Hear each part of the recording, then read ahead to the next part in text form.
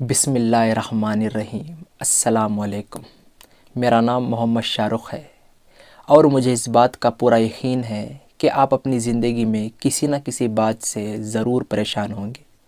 ویسے بھی اس وقت دنیا میں اور بالخصوص ہمارے ملک انڈیا میں کافی سخت وقت چل رہا ہے۔ مہنگائی کی وجہ سے، الیکشن کی وجہ سے ہر شخص پریشان ہے۔ لیکن میں جانتا ہوں کہ آپ کی پریشانی مہنگائی کے علاوہ اور کئی باتوں پہ ہو سکتی ہے۔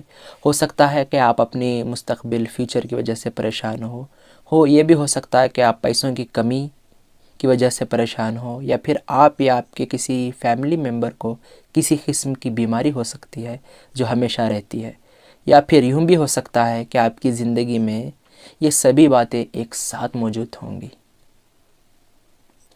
اتنی ساری باتوں کے ہوتے ہوئے بعض اوقات یوں لگنے لگتا ہے کہ جیسے ہم چاروں طرف دشمنوں سے گھر چکے ہیں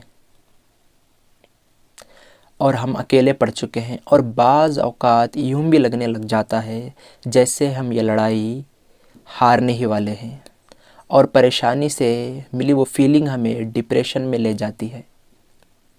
لیکن اصل سوال تو یہ ہے، ان پریشانیوں کا حل کیا ہے؟ ہمارے انڈین کلچر میں پریشانیوں کے علاج کے لیے اکثر ایک بہت مشہور طریقہ استعمال ہوتا ہے، اور یقیناً یہ زندگی میں آپ کے ساتھ بھی کبھی نہ کبھی کسی نہ کسی موقع پر ضرور ہوا ہوگا، اور وہ یہ طریقہ ہے کہ وظائف پڑھنا۔ کبھی نہ کبھی کسی نہ کسی نے آپ کو ضرور بتایا ہوگا کہ فلاں وظیفہ پڑھو تو آپ کا کام ضرور ہو جائے گا، آپ کی شادی ہو جائے گی، آپ کا کاروبار چل پڑے گا، آپ کے یہاں اولاد ہو جائے گی، وغیرہ وغیرہ۔ آپ کی طبیعت بھی ٹھیک ہو جائے گی، ہر بیماری کی ٹھیک ہو جائے گی۔ یہ وظائف کام کرتے ہیں یا نہیں کرتے، میں نہیں جانتا کیونکہ یہ ویڈیو وظائف کے اوپر نہیں ہے۔ میں آپ سے یہ نہیں کہنے والا کہ آپ نے فلاں چیز اتنی مرتبہ پڑھی تو آپ کا مسئلہ حل ہو جائے گا، اور نہ ہی میں آپ کو کسی گھریلو نسخے یا پھر ٹوٹکے یا پھر میڈیٹیشن کے بارے میں بتانے والا ہوں کہ دیکھیں کہ آپ اتنی دیر یوگا کریں یا پھر ٹھنڈی سانس لیں تو آپ کی پریشانی کم ہو جائے گی، کیونکہ میں کوئی گیانی یا ڈاکٹر بھی نہیں ہوں۔ لیکن ایک فیلڈ ایسی ہے جس میں میری ایکسپرٹیز ہے، جس میں مجھے نالج ہے، وہ چیز جسے میں بہت سالوں سے اسٹڈی کر رہا ہوں، لیکن یہ اسٹڈی بھی مجھے کچھ فائدہ نہیں دیتی کہ جب تک میرے رب کا فضل مجھ پر نہ ہوتا، اور اچانک میرا رب اس سوال کا جواب مجھ پر نہ لاتا۔ لیکن اس سے پہلے کہ میں آپ کے سامنے اپنا ریسرچ ورک رکھوں، میں آپ کو پریشانیوں کے حل کے متعلق دوسرے ایکسپرٹ کی بھی تھیوریز بتا دینا چاہتا ہوں، تاکہ آپ کو ایسا نہ لگے کہ میں اپنی ہی بات کو صحیح سمجھ رہا ہوں۔ مطلب ایک ایسی بیماری کی بات کرتے ہیں جو انڈیا میں تمام بیماریوں کی نسبت سب سے تیز بڑھ رہی ہے، یعنی ڈپریشن، خطرناک ترین بیماریوں میں سے ایک، کیونکہ اس میں مبتلا ہونے کے بعد انسان کا دل باقی چیزوں سے بھی اکتانے لگتا ہے، اس کا کسی بھی کام میں دل نہیں لگتا، نہ فیملی میں، نہ کاروبار میں، اور نہ ہی پڑھائی میں۔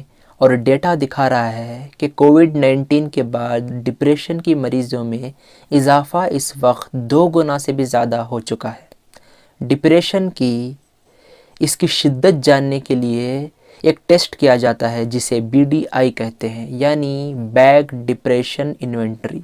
اس ٹیسٹ میں 21 سوالات ہوتے ہیں، اور اس وقت میں سائیکومیٹرک ٹیسٹ میں سب سے زیادہ استعمال ہونے والا یہ ٹیسٹ ہے، اور یہ بتاتا ہے کہ اس وقت آپ کی پریشانی اور ڈپریشن کس حد تک خطرناک ہو چکا ہے۔ لیکن اس ویڈیو کا مقصد آپ کی پریشانی کو ڈسکس کرنا نہیں، بلکہ آپ کو اس پریشانی کا حل بتانا ہے۔ اگر آپ اس پریشانی یا ڈپریشن کا حل کسی ڈاکٹر سے پوچھیں تو وہ آپ کو کچھ حد تک مائنڈ سے ریلیٹیو ادویات دے دے گا، یعنی ایسی ادویات، ایسی دوائیں جو آپ کی دماغ یا پھر دماغ کے کچھ حصے کو سن کر دیتی ہیں، اور آپ کو وقتی طور پر سکون آ جاتا ہے۔ اور اگر آپ اپنی پریشانی یا ڈپریشن کا حل کسی سائیکالوجسٹ سے پوچھیں تو وہ آپ کو اپنی سوچ بدلنے کا کہے گا کہ دیکھیں، پریشان کن باتوں پر زیادہ توجہ نہ دیں، کوشش کریں کہ خوش رہیں۔ اور سوچ بدلنے کے حوالے سے کچھ بڑی مشہور کتابیں بھی موجود ہیں، مثلاً the power of positive thinking, یا پھر مثلاً نیپولین ہل نے ایک بڑی مشہور کتاب لکھی تھی، تھنک اینڈ گرو رچ۔ بلکہ یہ کتاب تو اردو ترجمے میں بھی کافی مشہور ہے کہ سوچیں اور دولت کمائیں۔ لیکن میں آپ کو کسی قسم کی کتاب پڑھنے کا بھی نہیں کہنے والا۔ ہاں، ایک بہت خاص وجہ تھی کہ میں نے آپ کے ساتھ یہ ذکر کیا، کیونکہ میں آپ کی توجہ کو ایک خاص لفظ کی طرف لے کر جانا چاہتا تھا، اور وہ لفظ ہے تھنکنگ، یعنی آپ کی سوچ۔ لیکن سوچ بدلنے سے کیا ہوتا ہے؟ کیا پریشانی کے متعلق سوچنا چھوڑ دینے سے کیا آپ کی پریشانی غائب ہو جاتی ہے؟ نہیں، ایسا کچھ نہیں ہوتا۔ اور پھر صرف یہ دعویٰ بھی کافی نہیں ہے کہ سوچ بدل لینے سے پریشانیاں غائب ہو جاتی ہے۔ اس لیے میں نے انسانی سوچ پر تھوڑا ریسرچ ورک کیا، اور اس حوالے سے مجھے ایک چیز کا راز مجھ پر کھلا کہ ڈپریشن اور ہمارے سوچنے کے درمیان ایک تعلق ضرور ہے۔ اور یہاں میں بتاؤں گا کہ 18ویں صدی میں گزرے ایک امریکن گھڑی ساز فینیس کے بارے میں، کہ جو اپنی گھڑیاں بنانے کی وجہ سے بہت مشہور تھے۔ فینیس کو پھیپھڑوں کی ایک بیماری تھی جسے آج ہم ٹی بی کے نام سے جانتے ہیں۔ اب آپ کو پتہ ہی ہے کہ اگر ٹی بی کا علاج نہ کیا جائے تو اس میں انسان کی جان بھی جا سکتی ہے۔ اور یہ بات ہے 18ویں صدی کی، کہ جب ابھی ٹی بی کا علاج بھی دریافت نہیں ہوا تھا۔ لہٰذا فینیس نے اپنے علاج کے لیے خود سے طریقہ ڈھونڈنا شروع کر دیا، اور اس نے نوٹس کیا کہ جب وہ اپنے پسندیدہ کام کر رہا ہوتا ہے، یعنی کہ گھڑ سواری، تو اسے بہت زیادہ ایکسائٹمنٹ اور بہت زیادہ خوشی حاصل ہوتی ہے۔ بہت زیادہ خوشی کے دوران اسے اپنی تھوڑی دیر کے لیے اپنی بیماری کی تکلیف سے نجات مل جاتی ہے۔ چنانچہ اس نے ایک نتیجہ اخذ کیا کہ اصل چیز دل اور دماغ، جسم تو صرف ان کے رہنے کی جگہ ہے۔ اگر دل اور دماغ صحیح ہو تو جسم خود بخود صحیح کام کرنے لگتے ہیں۔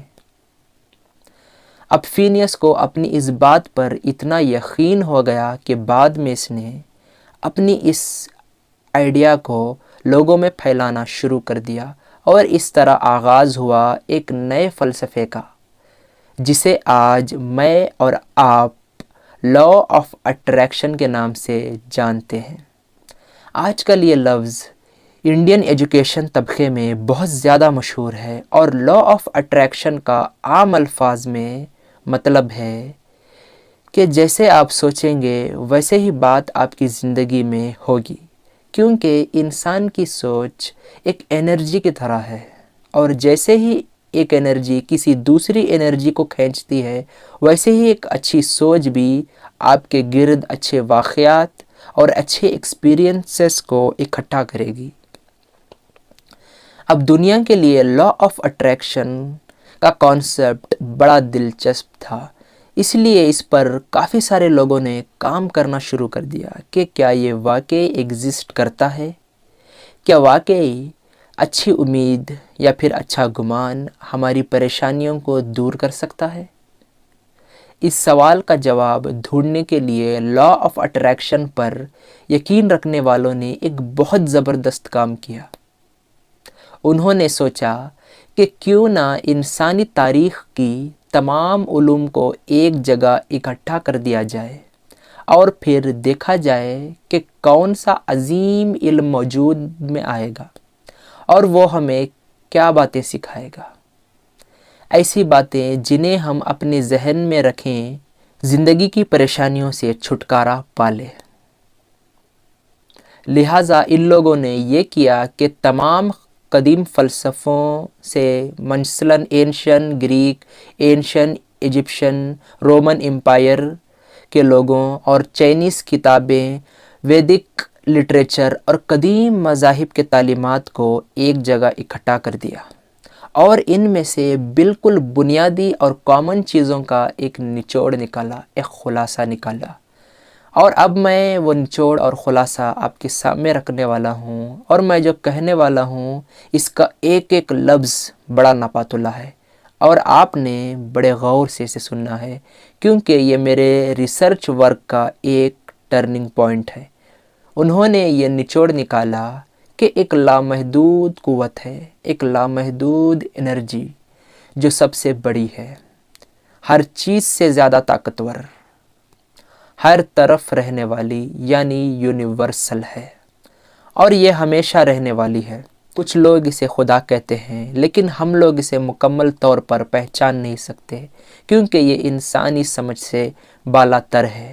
لیکن اگر کسی طرح سے ہم اس قوت کے ساتھ خود کو ہم آہنگ یعنی ٹیون کر لیں اور اس قوت پر یقین رکھیں تو یہ اپنے تمام مشکلات سے نجات دے گی۔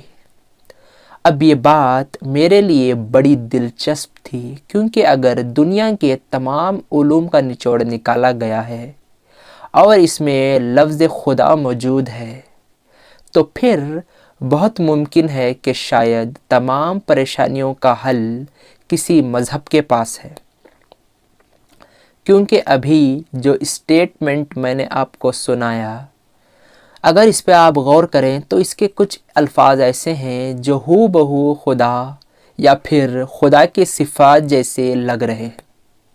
مثلاً ایک لامحدود قوت، ایک ہر طرف رہنے والی اور ہمیشہ رہنے والی قوت۔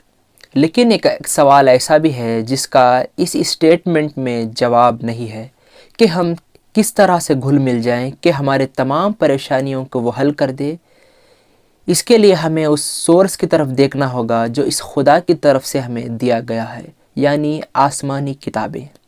لیکن آسمانی کتابوں میں تو زیادہ تر احکامات لکھے ہوئے محسوس ہوتے ہیں، مثلاً فلاں کام کرنا ہے اور فلاں کام نہیں کرنا، جبکہ میرا مقصد تو پریشانیوں کا حل نکال کر دینا ہے۔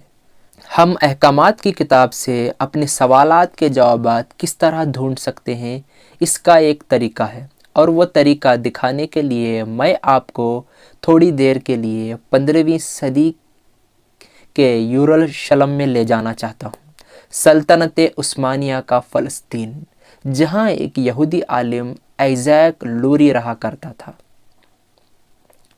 آئزیک نے تو تورات کی 4 لیئرز میں ایک نئی انٹرپریٹیشن شروع کی۔ پہلے لیئر اشاعت یعنی سادہ صفات، یعنی بظاہر لکھا ہوا کسی آیت کا لفظی معنی کیا ہے۔ دوسری لیئر رمیز، یعنی آیت میں اشارہ کس طرف کیا جا رہا ہے۔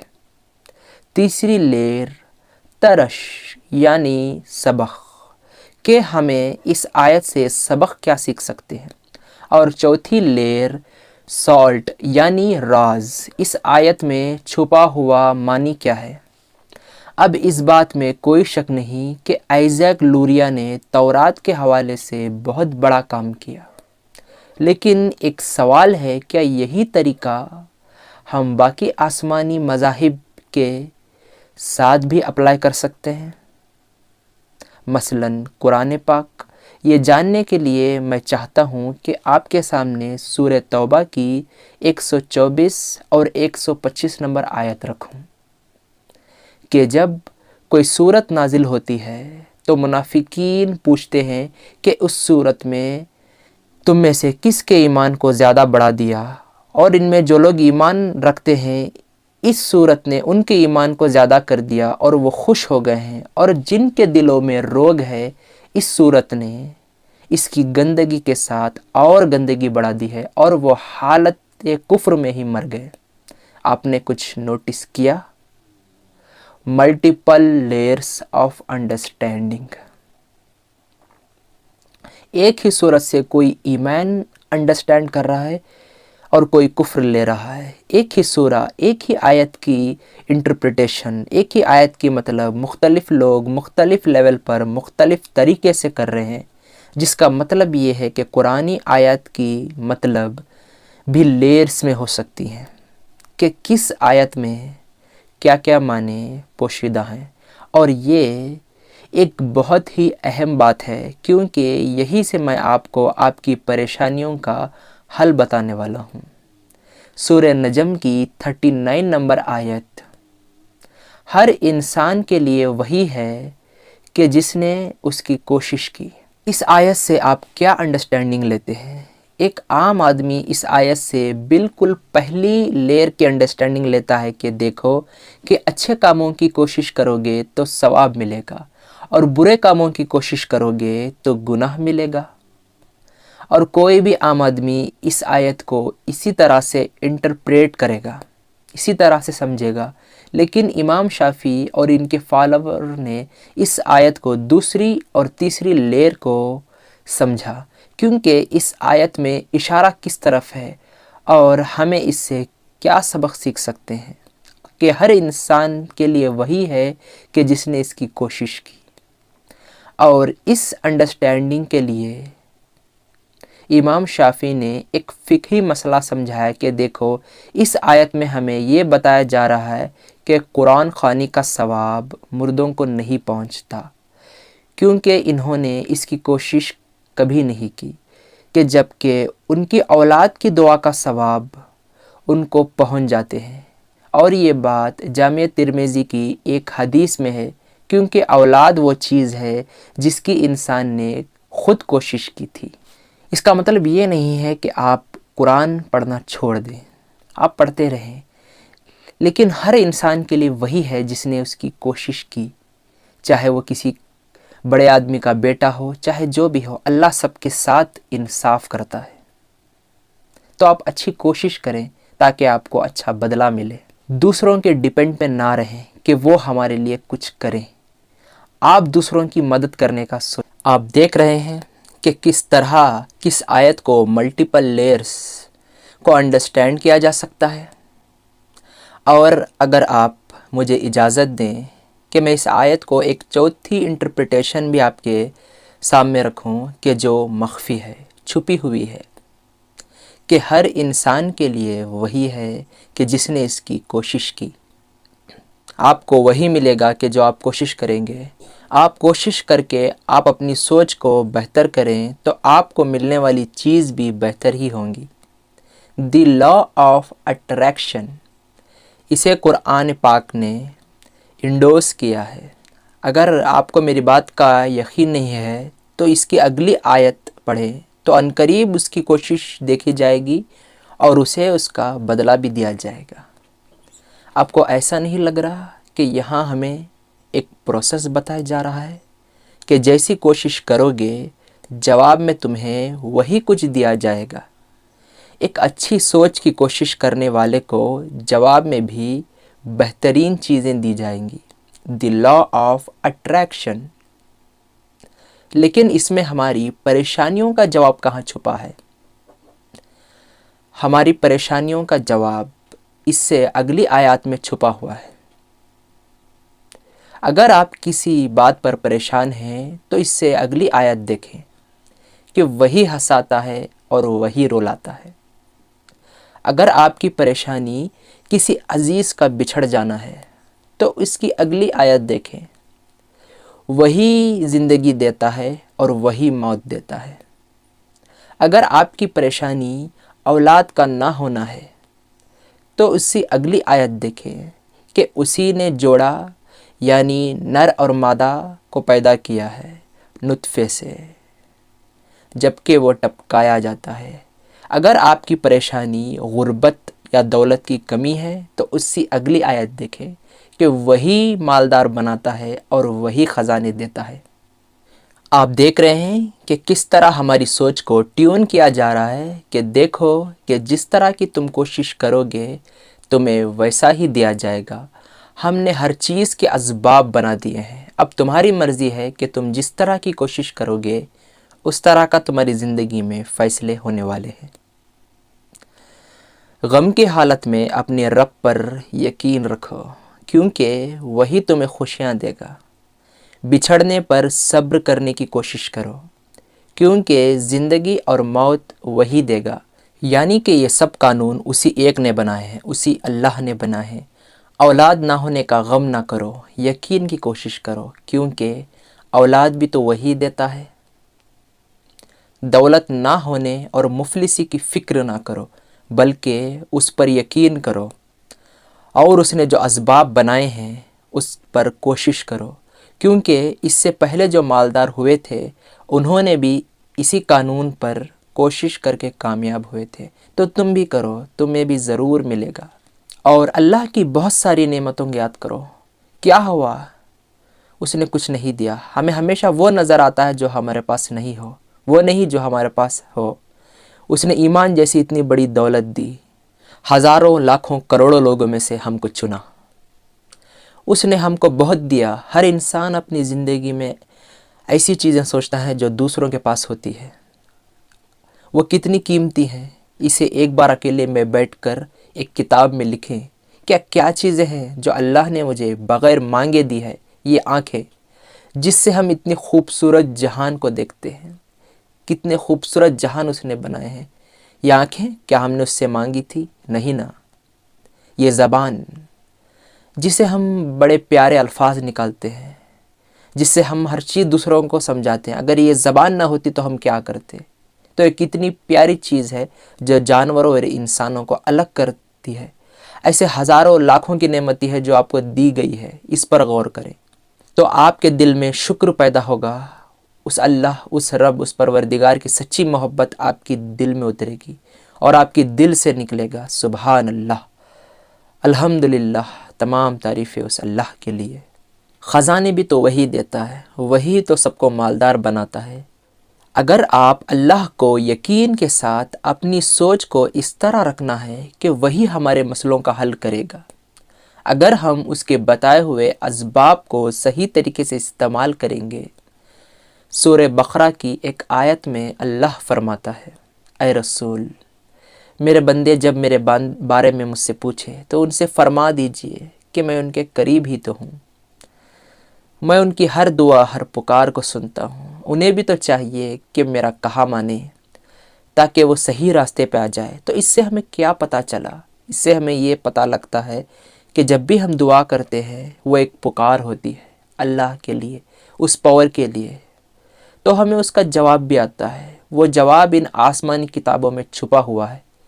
اگر ہم اسے ڈھونڈ لیں، اگر ہم اسے سمجھ لیں اور اس پر عمل پیرا ہو جائیں تو وہ دعا بھی ہماری قبول ہو جائے گی۔ اس طرح ہمیں اس پاور کی مدد سے، اس الٹیمیٹ ریالٹی یعنی خدا کی طرف سے ایک رہنمائی ملتی ہے، اور یہی چیز ہم نماز میں بھی کہتے ہیں، اہدنا الصراط المستقیم، اے اللہ ہمیں صحیح راستہ دکھا۔ اس کے بعد ہم کیا پڑھتے ہیں؟ اس کے بعد ہر مسلمان کو پتہ ہے، آپ کو بھی پتہ ہے، ہم قرآن پڑھتے ہیں۔ تو یہی وہ راستہ ہے جو آپ کو ہر پریشانیوں کا حل دے گا، لیکن آپ کو سوال کرنا بھی تو آنا چاہیے کہ سوال بھی آپ سمجھیں، جب اس کا جواب بھی آئے تو اس کا جواب بھی سمجھیں۔ بہت سے لوگ ایسے ہیں جنہیں زندگی گزر جاتی ہے لیکن ان کو سورہ فاتحہ کا مطلب، مفہوم، ترجمہ بھی پتہ نہیں ہوتا۔ تو کیسے ہوگا کہ جو مانگ رہے ہیں آپ وہی پتہ نہیں؟ الحمدللہ رب العالمین الرحمن الرحیم، الحمدللہ رب العالمین، اے اللہ تمام تعریفیں تیرے لیے ہے، الرحمن الرحیم، تو بہت رحم کرنے والا ہے اور بہت کرم والا ہے، مالک یوم الدین، تو قیامت کے دن کا، ہر بدلے کے دن کا مالک ہے، ایاک نعبد و ایاک نستعین، اے اللہ ہم تجھ سے ہی مدد مانگتے ہیں۔ اہدنا الصراط المستقیم، ہمیں سیدھا راستہ دکھا، صراط الذین انعمت علیہم، ان کے راستے پر جن پر تیرا انعام ہوا، غیر المغضوب علیہم ولا الضالین، نہ کہ ان کے راستے پر جن پر تیرا غضب نازل ہوا۔ تو یہ دعا ہے جو ہم اللہ سے کرتے ہیں، مانگتے ہیں۔ اگر یہ دعا ہم سمجھ کر پڑھیں اور سمجھ کر اس کے بعد کا اللہ کا جواب بھی سمجھے تو ہمیں ہر سوال کا جواب ملے گا، ہر دکھ کا درد کا علاج ملے گا۔ غور و فکر سے سمجھیں تو آپ کو آپ کا جواب بھی ملے گا، ضرور بے ضرور ملے گا۔ ہر شخص کو مل رہا ہے، صحابہ کو ملا، اولیاء اللہ کو ملا، بہت انسانوں کو ملا، بڑے لوگوں کو ملا، آپ کو بھی ضرور ملے گا۔ اس خیال سے اس پر غور و فکر کریں، اسے سمجھیں۔ ہر پریشانیوں سے نجات وہی دے گا۔ اس یقین سے متعلق آپ صلی اللہ علیہ وسلم نے بھی یہی بتایا کہ دیکھو کہ جب تم اللہ سے سوال کرو تو اس کوشش کے ساتھ سوال کرو کہ تمہیں اس کی قبولیت کا یقین ہو۔ اللہ اپنے بندے کی دعا قبول نہیں کرتا کہ جو بے یقین اور بے پرواہ دل سے دعا کرتا ہے۔ ایک یقین کی سوچ رکھیں کہ جس ہستی سے میں مانگ رہا ہوں وہ مجھے ضرور دے گا، وہ میرا مسئلے کا حل ضرور کرے گا۔ آپ کو یاد ہے میں نے بتایا تھا کہ اس یقین کی تعلیم انسانی تاریخ کے تمام فلسفوں میں دی ہے۔ میں آپ کو ایک ورس بتانا چاہتا ہوں جو مجھے بائبل میں بھی ملا، بک آف مارکس 11:24۔ حضرت عیسیٰ علیہ السلام یروشلم میں داخل ہوتے ہیں تو کیا دیکھتے ہیں کہ وہاں بیت المقدس میں کچھ لوگ خرید و فروخت کر رہے ہیں۔ تو حضرت عیسیٰ علیہ السلام ان پر غصہ ہوتے ہیں کہ کیا تم نے خدا کے گھر کو چوروں کی ایک غار میں بدل دیا؟ اور پھر ان تاجروں کو وہاں سے نکالتے ہیں۔ اس کے بعد وہ اپنے حواریوں کو بیٹھے ہوئے واعظ کر رہے ہوتے ہیں کہ اس وقت بھی عیسیٰ علیہ السلام انہیں بہت خاص بات بتاتے ہیں کہ دیکھو جب تم دعا مانگو تو اس بات کا یقین رکھو کہ وہ تمہیں ملے گا اور وہ تمہیں مل جائے گا، اور اس کی صحیح کوشش تم کرو گے تو تمہیں وہ ضرور بھی ضرور مل جائے گا۔ یہ ایسے ہی ہے کہ جیسے آپ کوئی آم کا بیج پیریں تو اس میں اس پاور نے، اس خدا نے، اس گاڈ نے، اس اللہ نے، اس ایشور نے، اس بھگوان نے اس میں وہ پاور رکھ دی کہ آپ اس پہ صحیح قانون پہ عمل کرو گے تو وہ درخت ضرور اٹھے گا۔ لیکن آپ یہ خواہش کریں کہ آم کی بیج میں سیب یا ایپل اگ جائے، یہ کبھی نہیں ہوگا۔ تو اس سے ہمیں پتہ چلتا ہے کہ قانون سب طے ہے، ہر چیز طے ہے، بس آپ کو صحیح کوشش کرنا آنا چاہیے، اور یہی صحیح کوشش آپ کو قرآن سکھاتا ہے۔ تو آپ جیسے جیسے قرآن کو سمجھتے جائیں گے، سیکھتے جائیں گے، اپنی زندگی میں اتارتے جائیں گے تو آپ کی ہر پریشانی حل ہوگی۔ بس آپ کو پتہ ہونا چاہیے کہ کب کس طرح کی کوشش کریں، کس طرح کا حل نکالیں کہ جس سے یہ میری پریشانی حل ہو۔ یقین کے ساتھ اپنے مسائل کا حل مانگنا۔ اب یہاں میں آپ کو ایک بڑی خاص بات بتانا چاہتا ہوں، اور وہ یہ ہے کہ لا آف اٹریکشن کہتا ہے کہ کوئی قوت ہے جو بڑی ہی طاقتور ہے، جس کی طاقت کے کوئی حد نہیں، وہ لامحدود ہے۔ اور اگر ہم اس قوت کے ساتھ ٹیون ہو جائیں، گھل مل جائیں، تو وہ ہماری تمام مسائل کا حل کر دے گی۔ لیکن لا آف اٹریکشن یہ نہیں بتاتا کہ وہ قوت کون سی ہے۔ یہ سوال لا آف اٹریکشن کے لیے ایک راز ہے، لیکن سورہ نجم کی ان آیتوں میں لا اور اٹریکشن سے اور کہیں زیادہ راز چھپے ہیں، اور انہی رازوں میں سے ایک راز ایک قوت کی آئیڈینٹی بھی ہے۔ اس آیت کے بعد فوراً ایک آیت آتی ہے کہ وہی شعرا ستارے کا بھی رب ہے۔ اب میرا آپ سے ایک سوال ہے کہ آپ ان ساری آیتوں کو اکٹھا کریں تو ایک عجیب سوال آپ کے سامنے آئے گا کہ نارملی ان آیت میں بتایا جا رہا ہے کہ وہی ہنساتا ہے، وہی رلاتا ہے، وہی موت دیتا ہے اور وہی زندگی دیتا ہے، وہی اولاد دیتا ہے اور وہی دولت بھی دیتا ہے۔ اس بات کا یقین رکھو کہ تمہیں دے دیا جائے گا، لیکن اس کے بعد اچانک ایک آیت آتی ہے کہ وہی شعراء ستارے کا رب ہے۔ آپ کو اچانک سے ایک ستارے کا ذکر آ جانا تھوڑا سا عجیب نہیں لگا کہ پہلے تو تقریباً ایک جیسی ہی چیزوں کی بات ہو رہی تھی، زندگی، موت، اولاد، رزق، دولت، نعمتیں، لیکن اچانک آ جاتا ہے کہ وہی شعراء کا بھی رب ہے۔ شعراء کے متعلق ہم کیا جانتے ہیں؟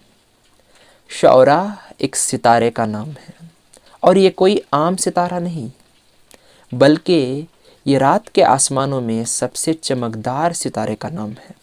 آپ کو یاد ہے میں نے آپ کو آیات کی لیئرز میں کی گئی ہوئی انٹرپریٹیشن کے بارے میں بتایا تھا کہ آیات کی مختلف لیئرز میں مختلف انڈرسٹینڈنگ ہوتی ہے۔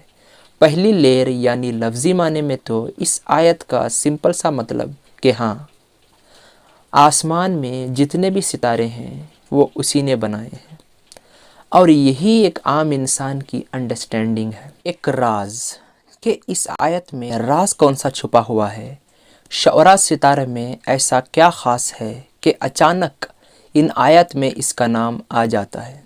اچانک ایک ستارے کا ذکر آ جانے میں چھپے راز کو جاننے کے لیے ہمیں شعراء ستارے سے ریلیٹڈ پچھلے 4000 سال پرانے انفارمیشن کو اسٹڈی کیا، اور میں نے دیکھا کہ تاریخ میں شعراء ستارے کو 50 سے زیادہ نام دیے جا چکے ہیں۔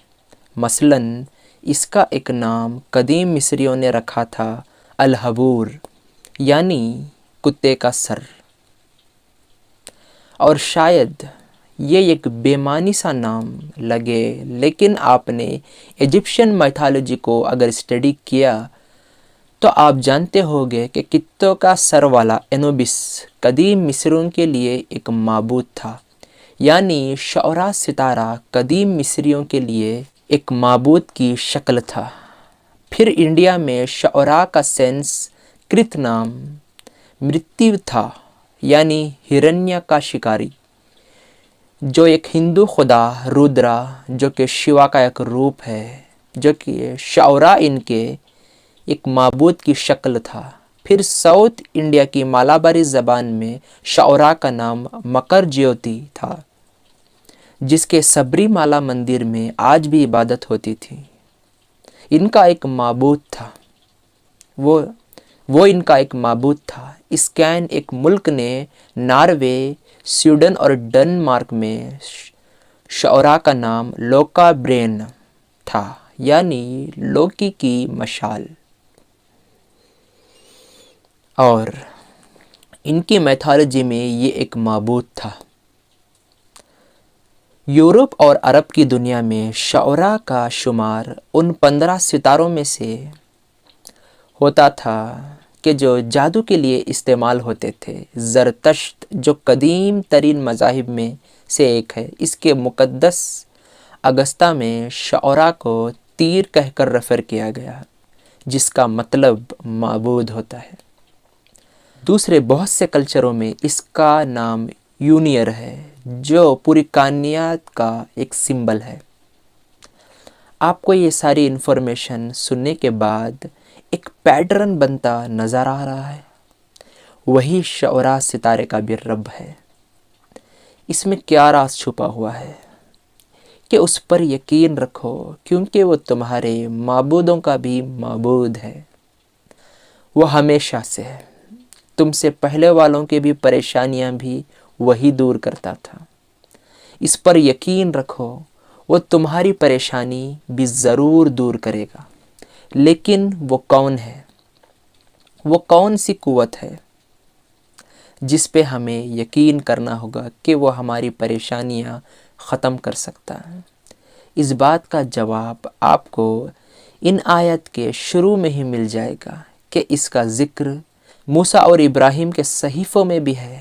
اب میں اس پوائنٹ پر آپ کو 4000 سال پہلے دیا گیا ایک پیغام سنانا چاہتا ہوں، جو پہلے ابراہیم علیہ السلام کو دے کر بھیجا گیا، پھر موسیٰ علیہ السلام کو بھی، اور اسی پیغام کو داؤد علیہ السلام نے پہاڑوں پر پڑا کرتے تھے اور جس پر پہاڑ بھی ان کے ساتھ تسبیح اور جھوم جاتے تھے، اور یہ پیغام تورات میں لکھا ہوا ہے اور میں چاہتا ہوں کہ آپ اسے سنیں۔ یوٹیوب کے کاپی رائٹ رول کی وجہ سے میں آپ کو یہ ویڈیو نہیں دکھا سکتا۔ آپ اسے یوٹیوب میں جیوس ازا نام سے سرچ کر لیں، مجھے معاف کریں پلیز۔ اس کا مطلب یہ ہے کہ سنو اے اسرائیل، ادونائی ہمارا رب الہ ہے، وہ اکیلا ہے۔ ادونائی یعنی ہمارا رب، وہی الہ ہے، ہمارا رب اکیلا ہے۔ یہی پیغام آپ کو اسلام میں بھی ملے گا، دن میں 5 مرتبہ ملے گا۔ اشہد ان لا الہ الا اللہ، میں گواہی دیتا ہوں کہ کوئی الہ نہیں سوائے اللہ کے، میں گواہی دیتا ہوں کہ کوئی الہ نہیں سوائے اللہ کے۔ اس میں ایک اور غور فکر کرنے کی بات ہے کہ سب سے پہلے انکار ہے کہ آپ کو ایک اگریمنٹ کرنے سے پہلے، کلمہ ایک اگریمنٹ کا ہی نام ہے، اس سے پہلے اس کا انکار سکھایا جاتا ہے کہ میں اپنے عمل سے گواہی دیتا ہوں، اپنے کردار سے، اپنے بول چال سے یہ گواہی دیتا ہوں کہ کوئی الہ نہیں، کہ ہر چیز سے ہٹ کٹ کر یہی چیز ہے جو ہم نماز میں بھی کہتے ہیں، انی وجہت وجہیہ، اور یہ ابراہیم علیہ السلام کی دعا جو قرآن میں بھی موجود ہے کہ انی وجہت وجہیہ، کہ اے اللہ میں ہر جگہ سے ہٹ کٹ کر، انی وجہت وجہیہ للذی فطر السماوات والارض حنیف وما انا من المشرکین، میں ہر جگہ سے ہٹ کٹ کر اس رب کے سامنے حاضر ہو گیا جو تمام زمین و آسمانوں کو پیدا کرنے والا ہے، اور اس رب کے سامنے حاضر ہونے کے بعد کسی دوسرے کا خیال آنا، کسی دوسرے کی بات سننا بھی میرے لیے شرک ہے۔ یعنی کہ اس کا مطلب کہ پریشانیوں کے حل کے لیے صحیح علاج ڈھونڈنا بہت ضروری ہے۔ اگر اس میں شرک شامل ہو جائے، شرک کا مطلب ہے ملاوٹ، یعنی کہ خالصتاً جو قرآن نے علاج بتائے تو راستہ بھی، علاج مطلب راستہ، اسے سمجھنا، قرآن کے کچھ حق ہیں اسے ادا کرنا، اس پر عمل پیرا ہونا اور غور و فکر کرنا اور دوسروں کو پہنچانا، بہت سارے حق ہیں۔ آپ اس چینل کے ساتھ جڑ جائیں تو آپ کو دھیرے دھیرے ایک کے بعد ایک قرآن سے ملانے کی کوشش، قرآن سے محبت کرنے کی کوشش۔ ہماری یہی کوشش ہے کہ ہر انسان قرآن سے محبت کرے، قرآن سے عشق کرے، کیونکہ قرآن سے محبت ہو جائے مطلب رسول اللہ سے محبت ہو جانا، قرآن سے عشق ہو جانا مطلب اس اللہ سے عشق ہو جانا جس کا ایک کلام ہے۔ ہماری یہی کوشش ہے کہ کسی طرح ہر انسان قرآن سے جڑ جائے، قرآن سے مل جائے۔ ایک بار اس قرآن کو اپنے دل سے لگا کے تو دیکھو، ایک بار اس کے احکامات سمجھ کے تو دیکھو، ایک بار محبت سے، جس طرح کوئی محبوب کا آپ گلے لگاتے ہیں اس طرح اس قرآن کو دل سے لگا کے دیکھو، 2 آنسو گرا کر تو دیکھو کس طرح تسلی ملتے ہیں۔ یہ وہی جانتا ہے جو یہ فیل کر چکا ہے، اور یہ بہت بڑی بات ہے۔ آپ اکیلے میں ضرور اسے دہرائیں، ضرور اسے گلے لگائیں، ایک دوست کی طرح، ایک محبوب کی طرح اسے لپٹ جائیں، اس سے چمٹ جائیں، اور یہ خواہش ظاہر کریں کہ جب میں مروں تو میرے سینے پہ قرآن ہو، میرے ہاتھ میں قرآن ہو، میں اسے پہنچاتا ہوا لوگوں کو، میں اس کا حق ادا کرتا ہوا، اسے سمجھتا ہوا، اس اللہ کے قریب ہوتے ہوتے میں اس کے پاس چلے جاؤں۔ اور یہی بات امی عائشہ نے بھی فرمائی تھی جب ان سے کہا گیا تھا کہ آپ کے شوہر کی زندگی کیسی تھی، یعنی کہ محمد صلی اللہ علیہ وسلم کی زندگی، تو انہوں نے فرمایا تھا صحابہ سے، صحابہ تو جانتے تھے، تابعین سے فرمایا تھا جو نبی صلی اللہ علیہ وسلم سے ملاقات نہیں کیے تھے، تو عائشہ رضی اللہ تعالیٰ نے فرمایا کیا تم نے قرآن نہیں پڑھا؟ تو وہ کہنے لگے امی جان ہم نے قرآن تو پڑھا ہے لیکن ہم ان کی زندگی جاننا چاہتے ہیں۔ تو پھر وہ جواب میں کہتی ہے تو قرآن ہی تو تھی ان کی زندگی، تو بس فرق اتنا تھا کہ وہ رکھا ہوا قرآن ہے، کہ رکھا ہوا قرآن ہے، وہ چلتا پھرتا قرآن ہے۔ فرق اتنا تھا کہ اللہ کریٹر، وہ بھگوان، وہ احد، وہ خالق انسان اتنے ساری مخلوقات بنا کر وہ کیا چاہتا ہے؟ اگر پڑھنا ہو تو اس قرآن میں پڑھ لو، دیکھنا ہو تو اس محمد صلی اللہ علیہ وسلم کی زندگی میں دیکھ لو، میرے شوہر کی زندگی میں دیکھ لو۔ اگر تم دیکھنا چاہتے ہو کہ ان کی زندگی میں دیکھ لو اور پڑھنا چاہتے ہو تو اس قرآن میں پڑھ لو۔ تو آپ غور و فکر کر رہے ہیں، تو قرآن کی سب تعلیمات میں اتنا گھل مل جانا کہ ایسا لگے کہ خود قرآن بن جائے، یعنی قرآن کی ہر تعلیم ہمارے رہن سہن میں جھلکے اور دوسرے ہم سے سبق حاصل کریں، سچائی، ایمانداری، ہر چیز جو قرآن کے احکام ہے، ہر چیز۔ اسی لیے آپ کو 5 وقت نماز میں بلایا جاتا ہے کہ آپ آ کر اس قرآن کو سمجھیں، اس قرآن پر غور و فکر کریں۔ یہ قرآن آپ کی زندگی میں اترے گا تو دھیرے دھیرے آپ کی پریشانیوں کا حل آپ کو خود بخود مل جائے گا۔ کوئی الہ نہیں سوائے اس اللہ کے، اس خالق کے۔ یہ وہ الہ ہے جسے ہمیں یقین کے ساتھ امید باندھنی ہے کہ وہی ہماری پریشانیاں دور کر سکتا ہے۔ اور اس پر یقین کا اظہار کیسے کرنا ہے؟ ہمیں اس کے سامنے صرف ایک چھوٹا سا کنفیشن کرنا ہے، ایک اعتراف کرنا ہے، اور وہ اعتراف آپ صلی اللہ علیہ وسلم نے ہمیں خوب بتایا ہے۔ اور یہ اعتراف میں آپ کو حرف بحرف پڑھ کے سنانا چاہتا ہوں، اسے غور سے سنیں۔ آپ اسے دل کی گہرائیوں کے ساتھ اپنے آنکھوں میں آنسو لے کر اکیلے میں بس آپ کا رب ہو اور آپ ہو یہ اعتراف ضرور کریں۔ اپنے ساری زندگی کو اپنے سامنے رکھیں اور یہ اعتراف کریں، اے اللہ تو میرا رب ہے، تیرے سوا کوئی معبود نہیں، تو نے ہی مجھے پیدا کیا ہے اور میں تیرا ہی بندہ ہوں۔ اے اللہ میں اپنی طاقت کے مطابق تجھ سے کیے ہوئے عہد اور وعدے پر قائم ہوں۔ میں ان بری حرکتوں کا اقرار کرتا ہوں جو میں نے کی ہے، میں ان نعمتوں کا بھی اقرار کرتا ہوں جو تو نے مجھے دی۔ مجھے معاف کر دے، تیرے سوا اور کوئی بھی گناہ معاف نہیں کر سکتا۔ آپ جانتے ہیں کہ نبی کریم صلی اللہ علیہ وسلم نے فرمایا تھا کہ جس نے اس دعا کے الفاظ کو دل سے یقین رکھتے ہوئے اسے مانگا اور دن کو اس کی موت ہو گئی تو شام سے پہلے وہ جنتی ہے، اور اگر رات سے پہلے اس کی موت ہو گئی تو صبح سے پہلے وہ جنتی ہے۔ اور اوریجنل لا آف اٹریکشن کہ اس پر یقین رکھو کہ وہ ہماری پریشانی دور کر سکتا ہے اگر ہم اسے صحیح طریقے سے عمل کریں، اور وہی ہے جو اسے کر سکتا ہے۔ مسند احمد میں صفان بن حارث کہتے ہیں کہ میں عبداللہ بن عمر رضی اللہ تعالیٰ عنہ کے ساتھ تھا، تو ایک آدمی آیا اور اس نے پوچھا کہ قیامت والے دن اللہ اپنے بندے سے سرگوشی کرے گا۔ اس بات پر اس چیز کو آپ غور سے سنیں، دل سے سنیں، ہر جگہ سے ہٹ کٹ کر سنیں، آپ کو بہت اچھا لگے گا کہ آپ کے آنکھوں میں آنسو ضرور آئیں گے، اور اگر آنسو آئیں تو سجدے میں جا کر اس رب کی تعریف ضرور کریں اور ان آنسوؤں کو بہنے دیں۔ اس محبت کو، اس درد کو، اس محبت کے قطروں کو بہنے دیں۔ اس کی قیمت وہی لگائے گا جس کی محبت میں آپ آنسو بہا رہے ہیں، اس کی قیمت صرف وہی لگائے گا۔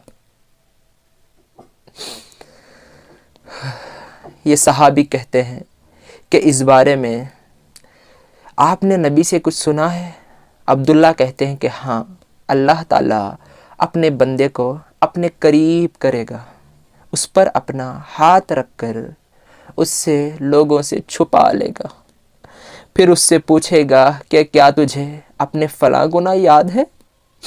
کیا تجھے اپنا فلاں گناہ بھی یاد ہے؟ کیا تجھے اپنا فلاں گناہ کا بھی علم ہے؟ یہاں تک کہ وہ شخص اپنے تمام گناہوں کا اعتراف کر لے گا اور وہ سمجھے گا کہ اب بس وہ ہلاک ہی ہونے والا ہے، لیکن تب اللہ تعالیٰ اس شخص کو کہے گا کہ میں نے دنیا میں تیرے لیے میں نے دنیا میں ان گناہوں کو لوگوں سے چھپا کر رکھا تھا تیرے لیے اور صرف تیرے لیے، اور آج میں ان تمام گناہوں کو معاف کرتا ہوں۔ یہ کیسا رب جو کہ اکیلا ہے، جو سب کا معبود ہے، جو واحد ہے، جو میرے گناہوں کو بھی چھپا لیتا ہے۔ میں اس پر کیوں نہ یقین رکھوں، رکھ کر دعا مانگوں کہ وہ میں ہر دعا، ہر پریشانی کو دور کر سکتا ہے۔